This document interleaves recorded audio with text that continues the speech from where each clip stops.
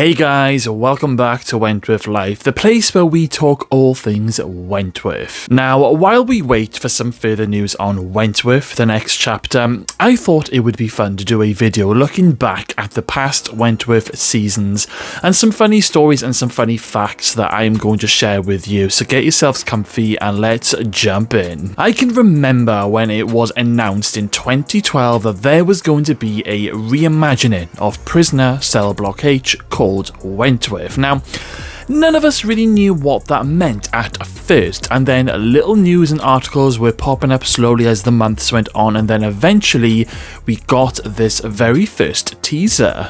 Everybody has a story. Battles won and wars lost. I can remember telling my mum this news, God rest her soul, because she was a massive fan of Prisoner Cell Block H herself, so this was all getting very exciting, and then they announced that Wentworth would start in 2013. Funny story now, because this always pops in my brain every now and again. So, do you guys remember when all of those conspiracy theorists said that the world was going to end in December of 2012? I can remember thinking, no, we're never going to get to see this new Wentworth show. Oh god, how silly of me. But yeah, that's a funny moment in my life that I will always remember while we were waiting for the first ever season of Wentworth to begin. I just thought, wow, if the world does end in December 2012, we're never going to get to see it. Now, at the time, I can remember thinking, how are we going to watch Wentworth in the UK? There was literally no news about it airing over here at first. However, someone who I was friends with in Australia on Facebook was able to send me over some, digital copies every week, and that is how I managed to watch Wentworth Season 1 before it came over to the UK. Now, I know that is very naughty of me, send me to the slot, steam press my hand, guys, but you gotta understand, I was desperate, just like some of you guys, to see this new version of Prisoner, and I was willing to do anything to watch it. But guys, since then I have supported everything. I've bought every single DVD, every single Blu-ray set, so yeah, I support Wentworth in every aspect that I can. Luckily, Wentworth was a huge success and it went all over the world, including the UK. Another random fact about season 1, me and my mum both fell in love with Boomer in episode 4 of season 1, after Boomer did that speech for this PR event where she told us the story of how she stops herself from going bunter.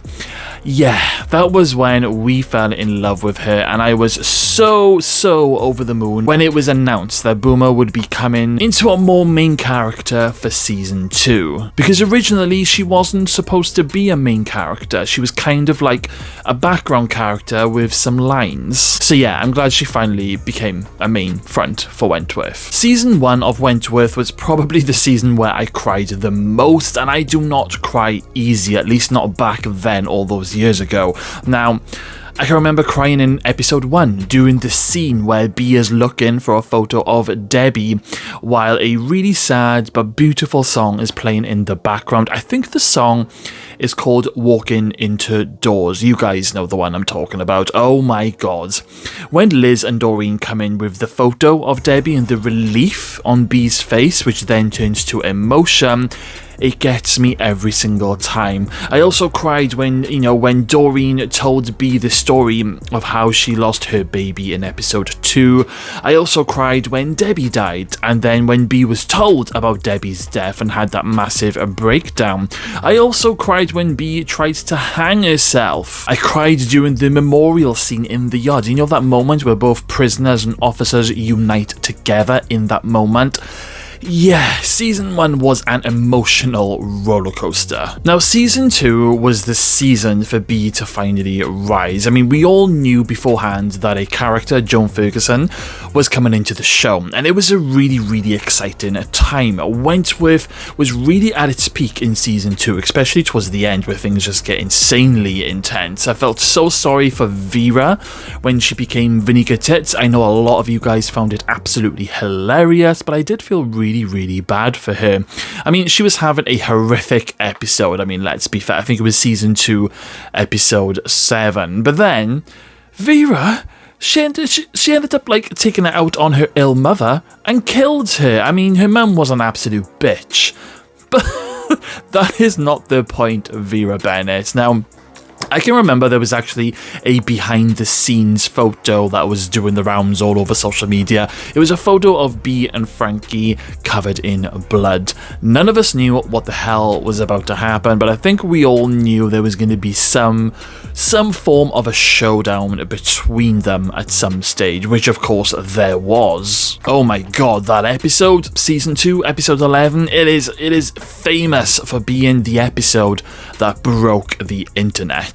It was just an off the scale episode. It was just, yeah, oh my god, Wentworth's finest moment. I was actually really worried that Bea Smith was going to die in the season 2 final. I mean, at the time I thought that there was going to be like this horrible twist, a little bit like when Meg Jackson was killed in the first episode in the first season, because obviously Meg and Prisoner went on to the end, but they obviously changed things up a bit and got rid of Meg in the first episode. So I thought we were going to get like a bit of a twist and Bea was going to be killed off at the end of season 2. I mean, luckily she wasn't, because she ended up becoming our Queen Bee. I don't know if many of you will remember this, but when the season 2 credits rolled after that very final episode, there was actually a very short teaser for the upcoming season 3, and I'm talking like 6, maybe 7 seconds long. It was very short, and it was basically a clip of the women in the yard with the fire burning. Joan is there, and we see Bea telling Joan that she doesn't run this prison,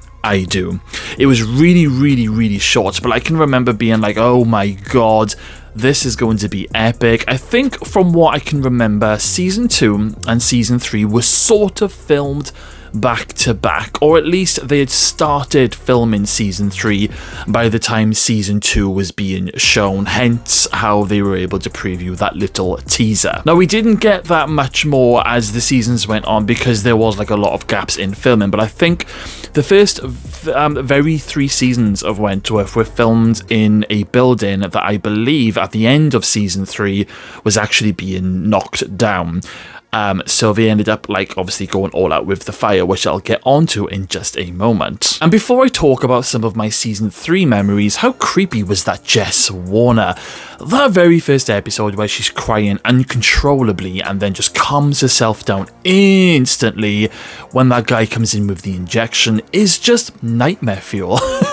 I always knew that she was a little bit of a wrong-un. I can remember season 3 returning quite fast after season 2 had aired. I mean, there was like a good gap in between them both, but it just felt like the months had gone by very quickly. Actually, a memory I did forget to mention is that my mum actually passed away during season 2 as it was airing live on TV. Now, my mum absolutely loved the very first season of Wentworth, and we watched season 1 together about 3, maybe 4 times while we were waiting for season 2 to begin. And I was showing my mum like the season 2 trailers. We were getting really excited for it, and then we got the release date, and yeah, it was just like, wow, we just could not wait. Then season 2 premiered, and my mum sadly only got to see the first very 2 episodes of season 2. She was sadly rushed into hospital because she had been living with COPD emphysema for the best part of 10 years, and she was in hospital intensive care for around 6 weeks from then onwards, until I had to make the decision to turn off her breathing machine because there was nothing more that the doctors could do for her, and it just would have been cruel to prolong and for her to be stuck to a machine for the rest of her, what would have been a short life. It was a very sad time, and life was very crazy for me back then, and I ended up moving into a flat on my own. So yeah, maybe that's why those months between season 2 and season 3, maybe for me, they went by quickly due to me having so much going on. Because before we knew it, the season 3 trailers were dropping. And talking of the season 3 trailers, I absolutely loved that trailer that they dropped. And in fact, I think we got some of the best trailers ever in season 3 from start to finish. Like from the opening trailer, we had some mid-trailer previews. The season final trailer was absolutely epic. Yeah, they were just absolutely terrific. They worked their fingers to the bone on those trailers. I can remember a lot of things were actually being kept under wraps because so much was hanging from season 2. Fletch had been squished by a van and we didn't know if he was dead or alive. Will Jackson, he had been arrested, and we learned, like, we officially found out that Joan Ferguson was a true actual psychopath. She was a governor of a prison, but she is a psychopath, a dangerous psychopath. It was so good to see a very badass B. Smith in season 3. She was taking no prisoners. That very first episode with the riot in the yard and taking Vera hostage will always be one of my all-time favourite episodes ever. Now, there were moments where B may have gone a little bit too far, but do you know what?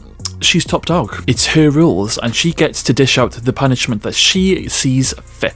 Now, I've got a friend called Bethan who absolutely loves Wentworth, and every Tuesday when season 3 was airing, she would come over to my flat to watch the newest episodes. God, those were the days. They were so different back then. I mean, I know I had a lot going on in my life, but Wentworth was always my way to escape the madness, which actually sounds flipping crazy because Wentworth is bonkers, especially season 3, but yeah, you know what I mean, guys. You true Wentworth fans, you get it. Oh my god, I actually went to Benidorm with a friend while season 3 was airing live. I was in Benidorm for around 10 or 11 days, and I actually had 2 episodes to catch up on when I got back. They were episodes 10 and 11. Yes, we were getting so close to the final episode, and I can remember trying to avoid spoilers whenever I was on social media, but I do remember there were some rumours floating around out there